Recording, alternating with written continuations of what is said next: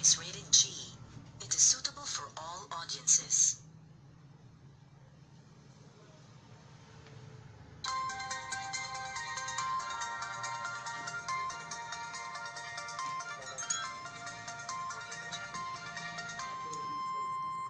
Liberation Campus News, Radio 101.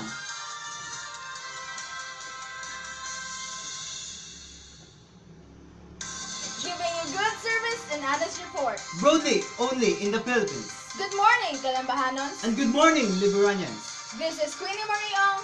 In Janjel Tapay. Airing here in our own station, Liberation Institute. For the headlines. Senators and presidents starting campaigning their candidacy. Manny Pacquiao, same-sex marriage issue. Liberation Institute celebrated their arts culmination. Updates in Liberation Institute. And EDSA revolution. Time check, 11:45 a.m. Senators and president starting campaigning their candidacy. Reported by May Pirocho. Last week, Edo Manzano visited here in Calamba for campaigning his candidacy for senator. Followed Lito Lapid together with his son, Mark Lapid. And the other day, TG Ginguna also visited Calamba to campaign his candidacy for senator. Back to you, Jan. May, who are the candidates for mayor, vice mayor, and councilors in our own municipality in Calamba? The candidates for mayors are Matunog George Jr., Valdivisa Ridiculo Jr., and Villanueva Iza. For Vice Mayor, Atay Marjorie, Iman Edgar, and Lawas Tuni. And for the councilors are the following: Bungusha Nistor, Cali Emmanuel, Camporidon Doreno Sr., Enerio Jesus, Fabriga Leja, Garcia Rodrigo, Intong Joelito, Humalon Jade, Humalon Juan, Lansang Angging, Leonardo Boyet, Malayao Joseph, Medihan Zinaida, Neri Boy, Neri Jr., Preciado Amilata, and Yap Kaiser Kerr. Back to you again, Jan.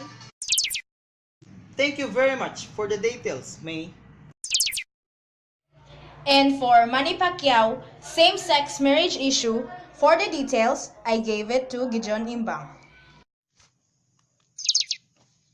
Pacquiao was of the most of several candidates for the Philippine Senate who recently were asked their views on the same-sex marriage during a recent interview broadcast by the television network TV5. And this is what he said. Common sense lang. Makakita ka ba ng any animals na lalaki sa lalaki o babae sa babae? Mas mabuti pa yung hayop. Marunong kumikilala kung lalaki o lalaki, babae, babae. Di ba? Ngayon, kung lalaki sa lalaki o babae sa babae, mas masahol pa sa hayop ang tao. There are lots of the negative reactions from many citizens, especially for the members of the LGBT community. A number of celebrities have taken to social media to express their disappointment over the comments made by Manny Pacquiao, like Vice Ganda, Isa Sigera, and Boy Abunda. He apologized for his statement earlier this week but stood by his views. And this is what he said. Hello po sa inyong lahat. Maraming salamat sa dasal at suporta. Nais ko pong humingi ng paumanhin sa lahat ng mga nasaktan dahil sa aking pagkumpara sa tao sa hayop. Many Pinoy and Phil-Am LGBT community in Los Angeles accepted his apology and also here in our country. Back to you, Queen. Thank you, Gideon. Thank you, Gideon. For the weather news, RJ Magsalay. The weather forecast in northern part of the Philippines will be experienced rainy days. Please bring umbrellas when you go home, especially to the school children. And in southern part of the Philippines will experience sunny days. Drink 8 glasses of water to prevent dehydration. Weekly forecast in Calamba, Misamis Oriental from Monday to Thursday. The weather is rainy day season. On Friday, we will experience stormy day. And rainy day again on Saturday and Sunday. This day, we are celebrating the Fire Prevention Month with the theme of A Walk for a Fire-Free and Fire-Safe Nation. Back to you. Thank you very much for the weather report. We'll be right back with more news after these reminders from our sponsors. Yeah, let's party! Woo! Yeah! What's that? Cigarettes? Alcohol? Yeah. Stop it, Mark! It's dangerous for your health! Shut up! Get out of my way! After 3 years. No. This is my fault. Mark, what happened? I have a lung cancer and it's already stage 4. It's not treatable. The doctor said that this was because of my doings, and drinkings and smoking. I'm gonna die. So stupid. I told you, and you don't listen. Now take MX3 2 times a day. Smoking and drinking are dangerous to your health. Be conscious of what you do every day. Your decisions will take you in your future. Advice from MX3. Liberation Campus News, Radio 101.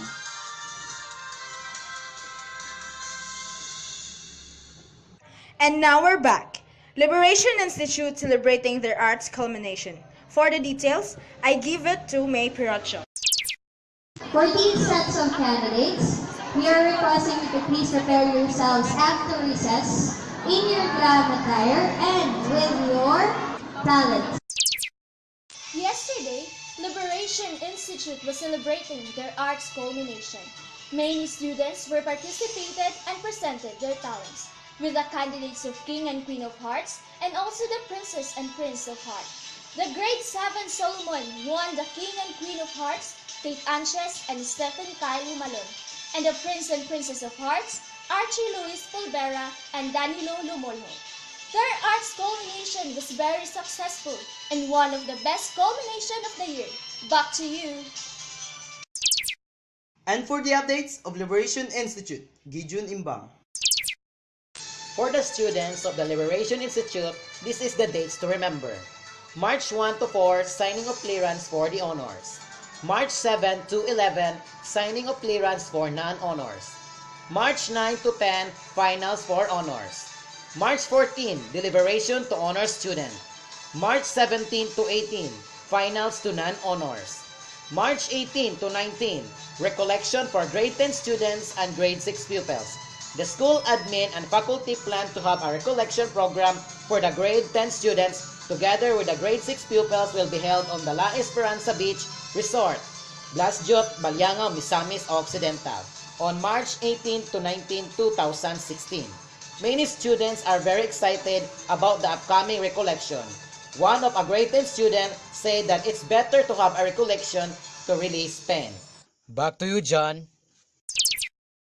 For the sport news, Lovely Intong. Pacquiao begins high-altitude training boxing champ. Manny Pacquiao started training early Monday morning, not at a local sports complex but at a highway in Maasim, Sarangani province where he began his high-altitude training. Iba kasi yung tumatakbo ka sa flat, explained assistant trainer Boboy Fernandez. Sa high-altitude training kasi, unti-unting sumisikip yung hangin. Pacquiao ran by himself for almost an hour, up and down the Maasim Highway which is estimated to be 10 kilometers long. He went straight to a private beach in Barangay Tinoco. According to the members of Team Pacquiao, the boxer's conditioning is reaching a high level with just a little over a month to go before this final fight against Timothy Bradley Jr. on April 9, 2016. James Reid and Nadine Lostri, also known as J-Dane, are now in real-life couple? Reported by Lovely Intong. February 20, 2016, at Araneta Coliseum on Jaden Love concert, James Reid and Nadine Lostri officially announced to the public that they are a real-life couple. It's confirmed that they've been together since February 11, 2016.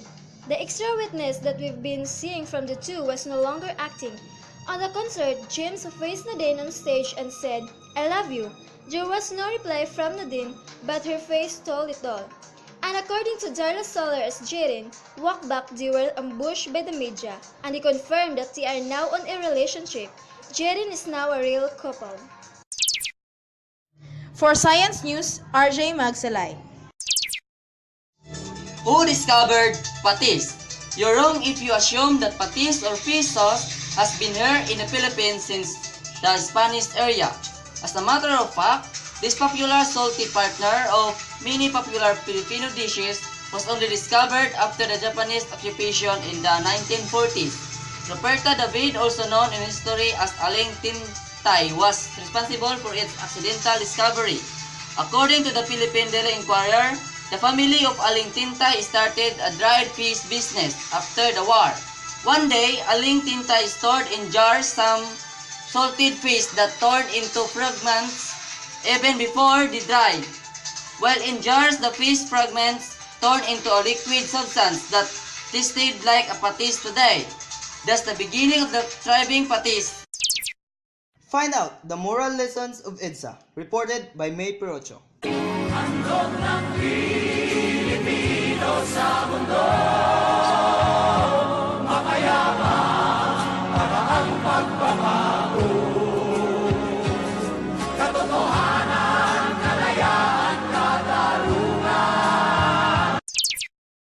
On September 21, 1972, President Ferdinand Marcos declares martial law that the civilian people are under arrest and being killed. Who will against the dictatorship of Marcos?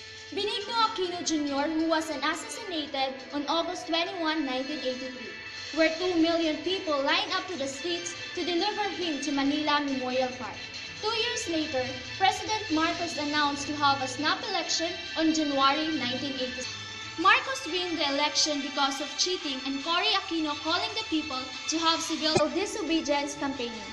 Then she will fled to Cebu for protection. Ramos and Arellio united to rebel. Marcos and hiding to Camp Aguinaldo, Cardinal Sin calling the attention of the people to be in EDSA near Camp Aguinaldo to protect Ramos and Arellio. Millions of people joined to peace revolution. On February 25, 1986, Cory Aquino swore to oath as President of the Philippines as Marcos did too. But Marcos fled to Hawaii at night. That's the start of the dictatorship turned to democracy by bloodless revolution. That's the reason why we are celebrating EDSA Revolution as holiday. The reporting is done. Wait, partner! 70 days to go before election here in the Philippines. Vote clearly and vote wisely.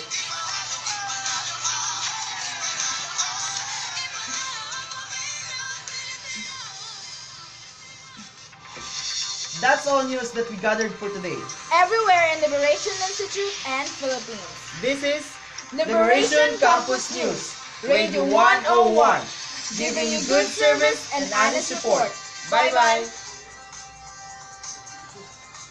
This program is brought to you by MX3, Julius Bake Shop, Didel's Shopping Center, Alvin Fred Merchandise, Palawan Pawn Shop, Victoria Resort and Ugis Lechon Manok.